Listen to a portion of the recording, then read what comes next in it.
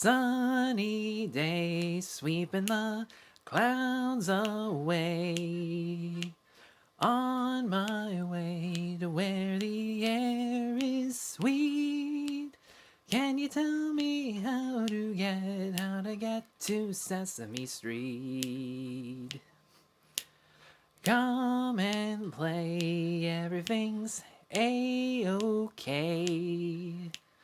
Friendly neighbors there, that's where we meet. Can you tell me how to get to Sesame Street? How to get to Sesame Street? Seriously, would somebody tell me how to get there? This is false advertising. They don't tell you how they got there. 52 years later, and still people have absolutely no idea. And you know what? This bit's not going anywhere. That wasn't even funny. Was my singing even that good? Like, let me know in the comments below. You guys can be 100% honest with me. Anyways, what's going on, guys? I'm Tyler, and I'm here to let you know that Street Gang, How We Didn't Get to Sesame Street, is no perfect movie. And it chronicles the inception, first 20 or so years, and earlier cultural impact of the show from the perspective of the creators, Joan Gans Cooney and Lloyd Morissette, their primary director, Jon Stone, some earlier interviews from Jim Henson, some of the original cast members and writers, among so many other people who had a huge amount of influence with making this show practically immortal, as they keep saying, towards the end. And when I found out that TIFF's digital streaming service was actually going to show this, I got excited at the chance to check out a new documentary, because lately I've started to become a lot more invested in docs. I started watching They Shall Not Grow Old, Won't You Be My Neighbor, even Aliens of the Deep, among many others, and I might start reviewing them more often on my channel, because honestly, there's more of an emotional impact and more of a visual style to documentaries than just sitting down in a room telling a story, meanwhile cutting it back and forth with some old footage. And I will say this, even though this movie wasn't as informative or as emotionally impactful as it could have been, because it does sidestep some of the things that I had just mentioned, it was obviously entertaining to see some old footage of the original episodes and find out that all these years later, it's still so infectious and heartwarming to watch. Every time they popped up a Bert and Ernie clip or showed for the 1000th time that episode where Mr. Hooper died, and they actually interviewed Norman Stiles, the writer who wrote that episode, to talk about it, and his perspective was one that I had actually never heard from before when I heard about this story. Every time I watched those clips, I still got emotionally sucked in. I was reminded why I love these characters to begin with, despite the fact that they are puppets, and despite the fact that they talk in a very kid-friendly fashion. They still treated every audience member, whether they were a child or adult, equally as seriously. And listening to them talking about how they incorporated some adult pop culture references to have the parents enjoy the show just as much as their children was a really interesting process that made me realize the writing with this show is actually a lot more subtle than I remember it, and I started to pick up on some educational factors for characters that I never would have guessed were actually educational. I mean, the whole thing about Ernie and Bert was very obvious. You don't have to like everything about your friends in order to like them. There's a little bit of a sibling rivalry metaphor, since they're technically roommates, or they could just be equally preparing kids for the fact that they may have to share a home and share things with adults once they grow up. So already there's some subtle things there, but I never would have picked Oscar to be an educational character until they started talking about the fact that they introduced him to let kids know that sometimes there are going to be people who are never kind towards you, but you should still be kind towards them in order to show that you are a bigger person and you want to resolve the conflict between them. And when I heard that, like, a light bulb went off. And I wasn't just focusing on the fact that Carol Spinney was actually still alive when he did his interviews and got in some R-rated language with Oscar that was just one of the funniest moments in the movie, and it made me respect just how much hard work, effort, and research went into creating a show like this, because people don't realize, in the early 1960s, kids shows that were more about educating children as opposed to strictly entertaining and trying to sell chocolate bars to them were practically non-existent. It wasn't until 1968 with Mr. Rogers and 1969 with Sesame Street that it was starting to become a legitimate art form and people were starting to take it seriously.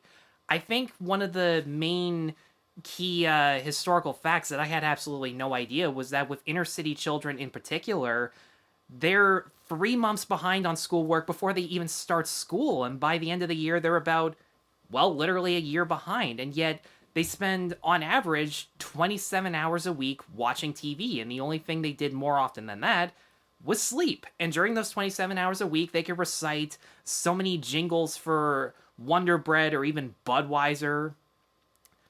Yeah, seeing kids reenact a Budweiser commercial, that was really interesting. But oddly enough, that was the fact that had Cooney and Morissette look at this and go, if kids can learn this stuff from watching TV, imagine how much they can learn other than their ABCs and their 1, 2, 3s. And once they discovered this, they're led to so many groundbreaking moments, such as professional writers working with professional educators for the first time and trying to navigate how they incorporate education and entertainment to the point where they had to create their own, basically like a show Bible that was also a dictionary so that it would be easier for the writers to incorporate the lessons in the curriculum without them shouting over each other over and over again.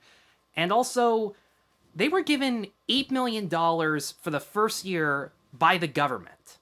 Nowadays, that's $59 million. This show cost a ton. It costs like an average movie nowadays, and you almost don't believe it. You almost don't believe that originally it wasn't Sesame Workshop, it was Children's Television Workshop, because it was literally that new.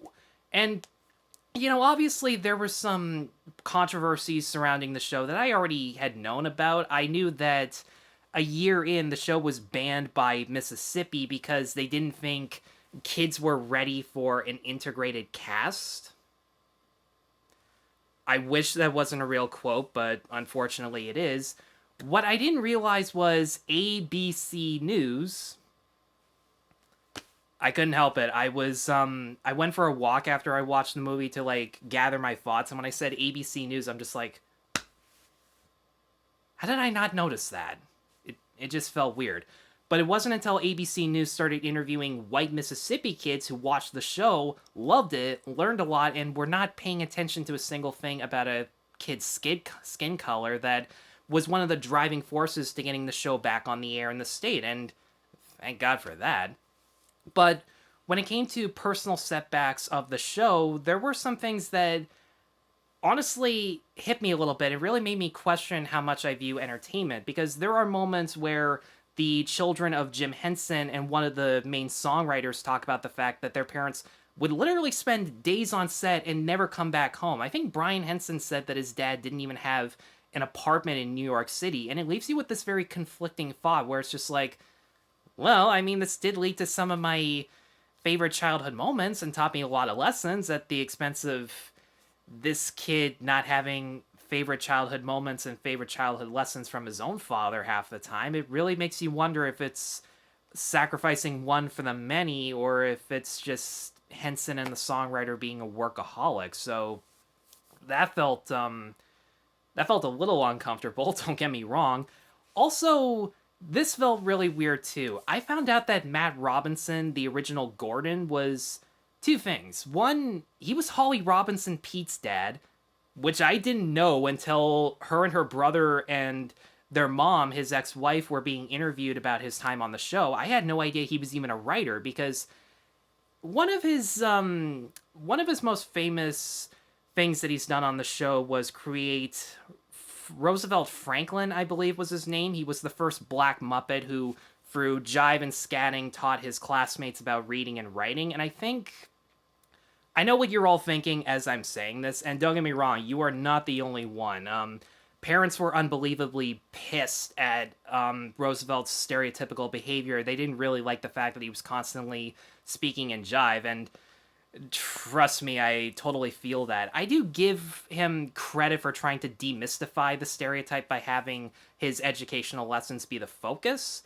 And honestly, he's not one of the most offensive characters I've ever seen in a kid's show, but I do have to agree with the parents. It is annoying to see a character whose ethnicity and race are either their most or only defining feature or character arc. It didn't mesh at all with the colorblind approach that the earlier seasons of the show had, where honestly, it literally didn't matter. It was never brought up, and it never needed to be brought up. The characters weren't interesting because of their cultural background. They were interesting because of their individual strengths and weaknesses and what they used to learn from others or to teach their neighbors. It was just such a great and unique approach for a show, and honestly, it still is to this day. Now, the one big problem with this doc is that because it covers so many years and there are so many people who probably didn't get mentioned and had a big influence on the show, it really does feel like the doc does skimp over certain people and certain events because it's only an hour and 40 minutes. And honestly, this could have been like a 5-part miniseries, and I felt like that would have done more people justice. There's one crew member whose name I'm trying to. That's right, Frank Biondo, who was an original cameraman, and he talked about his first time being on the show where he saw a big bird 8 feet, and he's just like, that's a fucking ugly bird. And I'm just like, thank you. Thank you. Big Bird scared the shit out of me as a kid. I had more nightmares from Big Bird than I did from Elmo in Grouchland, which, that's really saying something. But my favorite line in the movie comes from him when he saw Big Bird and he thought, who's going to watch this shit? And I just laughed my ass off because I couldn't believe how honest he was. But the most interesting thing about him is that he's still a cameraman on the show 50 some years later, at least with the circumstances going on right now. I hope he's still working. I hope he got his shots and is totally comfortable working there if he still is, because that's just such a really awesome thing to discover about a very simple crew member. And out of all the Jim Henson archive footage that they show, a lot of it that was the most interesting for me delved into his original shorts before Sesame Street, where puppetry was either lip syncing to some random record after the late night news, or these incredibly dark slapstick bits that are more Army of Darkness or R-rated Three Stooges than child-friendly Muppets. And it does make you realize that Jim Henson wanted puppetry to be for everyone, not Jeff Dunham just for adults or Muppets and Sesame Street just for kids. He wanted to make it as accessible as possible. And if you've seen Dark Crystal and Labyrinth, you know exactly why. And that was a subject I felt could have been its entire documentary to begin with. So there are a lot of details that I think were probably left out and probably should have been chosen over certain interviews. And the other issue is more of a nitpick, but out of all the documentaries I've seen lately that take advantage of cinematic techniques and do something a little bit different, this felt incredibly standard for a documentary. There were just a lot of basic interviews that were filmed in a wide shot, then you cut away to a close-up for dramatic effect or because the shot lasted for too long. Then they cut to some archive footage. Some of it may be an interview from a dead person like the original director, Jon Stone.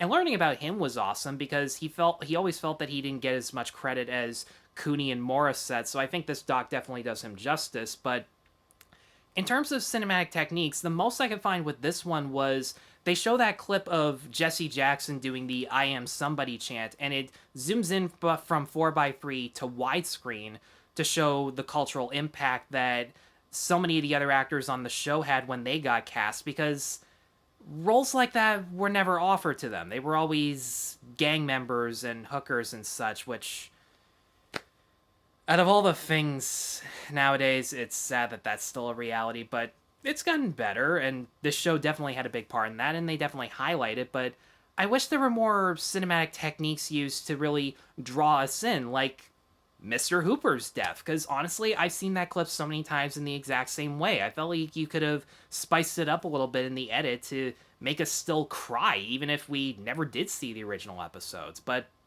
all in all, if I went on about this movie for that long and had a lot of positive things to say, I highly encourage you all to give Street Gang a shot, because honestly, no matter how many episodes of Sesame Street you've seen, and even though the majority of this stuff probably won't surprise you if you're a big fan, there's still something for everybody. So for all those reasons, I'm going to give Street Gang a 3.5 out of 5.